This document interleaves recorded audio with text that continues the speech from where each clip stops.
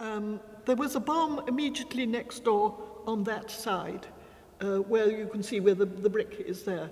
And it blew all the glass out except in the North Chapel, which was protected considerably by the great thick stone tower.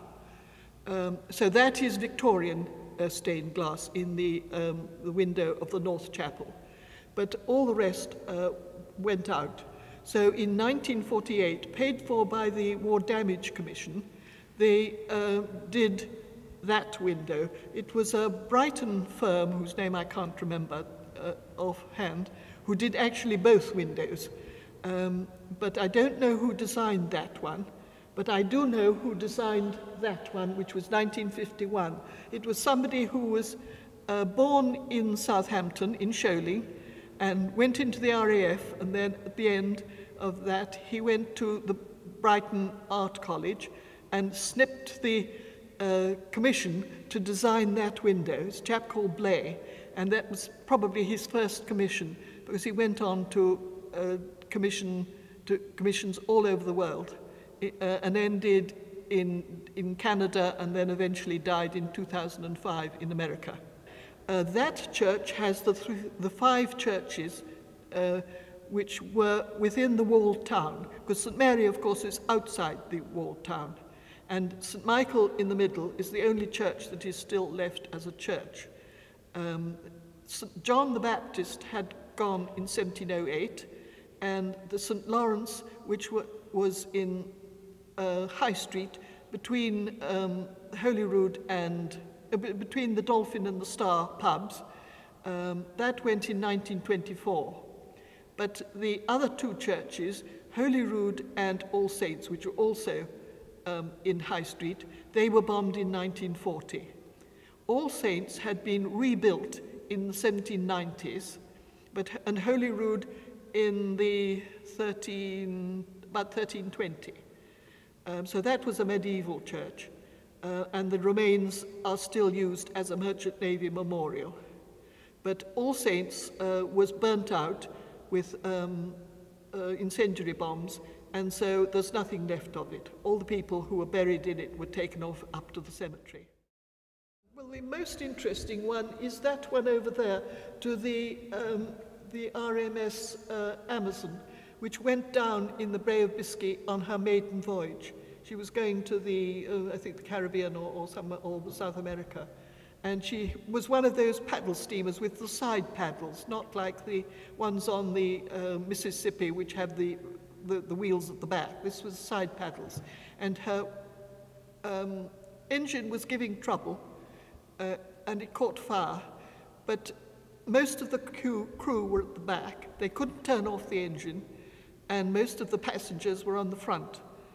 So they couldn't launch very many lifeboats, and they couldn't stop the boat, which overran a lot of the lifeboats. So there was a very big loss of life, including almost all the crew, 68 members, of which 18 are listed. And one of them was a chap called Shapcott, who was the purser's assistant, and he was the son of the vicar here. So that's why it's in this church. And we did we ordered a kneeler to depict it. So that sits underneath, plus the details about it. And then the others are basically to do with people who have been members of this parish. People ask me, what is a Rear Admiral of the White? Well, that's an old form of distinguishing the ranks of Admiralty. We have 2 brass lecterns in this church. One is St. Michael's, which is kept in the North Chapel, and that is mid-15th century, and that is allowed to be polished. But this one here, which is mid-14th century, comes from Holyrood, and it's thought to be the oldest brass lectern in the country. It was in Holyrood painted brown, and everybody in the last century, before the bombing, thought it was wood, because it'd been painted brown. Possibly, quite likely, it was painted brown to save it from Cromwell in the time of the civil wars and you know, in the Commonwealth, where they didn't like anything very fancy in their churches. But anyway, it was picked out of the ruins, rather in pieces, and it was put together again, and all the brown taken off, and then it was discovered that it was probably the oldest one in the country. I think he's a much more benevolent-looking one than the St. Michael's, which looks rather fierce. But we aren't allowed to polish it because it would polish off the markings. And of course, the paint has preserved that. That was given by, that's in the North Chapel now. It's been moved about a bit, but for some years now it has been in the North Chapel, which is the Lady Chapel. And it was given by a Roman Catholic nun in the 1920s, because this church has, since the 1870s, been high church. That is a sort of semi-Catholic type of service with incense and bells rung when they consecrate the bread and wine and that sort of thing, and quite a lot of incense. So that's why I think she would have given it to us. Another statue was commissioned by someone whose name I forget, and stands in the corner there, and it's made out of a single piece of Spanish yew by a very famous Brazilian sculptress called Josephine de Vasconcelos, who lived to be 100 and came back when she was about aged 99 to have a look at it. It was in the 1960s that it was commissioned and given, and it used to stand over there, but it wasn't a very good position for it, and so it's now been moved there, which is a much better position because it can be surrounded by flowers or a light and that sort of thing at services. Yes, it's thought it's quite likely to have been the result.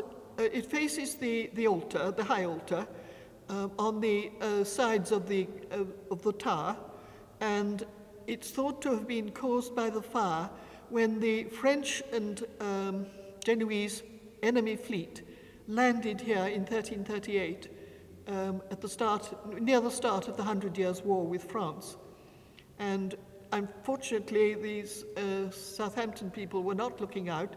It was a Sunday, I think in October, and they were all in church, and so they landed unopposed along the west side and rushed up and did an awful lot of damage to the town, and they got in here and did a certain amount of stealing and slaughtering and setting fire to things, and that's thought to be the result of that fire. They went on to take over the town, which they held it for about 24 hours until the local people round about drove them out. But one of the Genoese people is thought to have made so much from it that he managed to buy Monaco. But whether that's true, I don't know, but I have been told that that might be so. Yes, it is not a tomb because he died in 1554, and that was first put up in 1967, I think.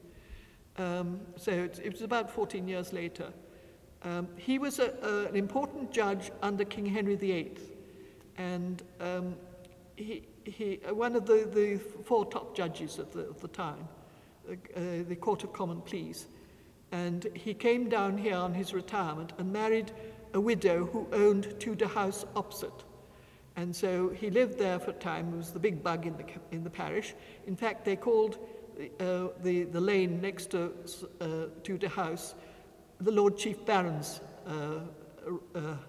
passageway, and then his first wife died, and he married again, and then he died in 1554, and his second wife put up this memorial, but almost, well, certainly not there, because that would have been outside the church. It almost certainly would have been in the South Chapel, and it would have had 6 pillars, an inscription that went all the way around, and pinnacles above the inscriptions. And then in the 1826 alterations, they moved it to the north chapel. They knocked off 2 pillars, half the inscription and all the pinnacles. And then in the 1870s, this is after that corner had been brought into the church, they moved it there and knocked off 1 more pillar. The Friends, some years ago, paid for its restoration. We hoped that maybe we'd find some bits of the old one underneath, but we didn't. But the inscription is a bit of a nonsense because it begins et, which is and the said Elizabeth in her widowhood. Well, nothing's been said because that's the lost bit of inscription. You wouldn't be allowed to do that these days. It's mid-12th century, and it comes from Tournai in Belgium, which I've been told is one of the few places that has a stone that is black. So all Tournai fonts are black. There are a lot of Tournai fonts, 12th and 13th century Tournai fonts on the continents, but only 7.5 in England, of which 4 are in Hampshire. They were thought to have been, all of them, the Hampshire ones, and possibly most of the others, the result of the then Bishop of Winchester, Henry de Blois, who was very, very wealthy. And he went off and ordered one for Winchester Cathedral and for Eastmead Church, which was his manor. And then he obviously persuaded 2 other parishes in Southampton, St. Michael's and St. Marybourne, to buy Tournai fonts. And then Lincoln Cathedral, a Lincolnshire church, an Ipswich church, have Tournai fonts. And then also in Ipswich, they found the upper part being used as a bird bath.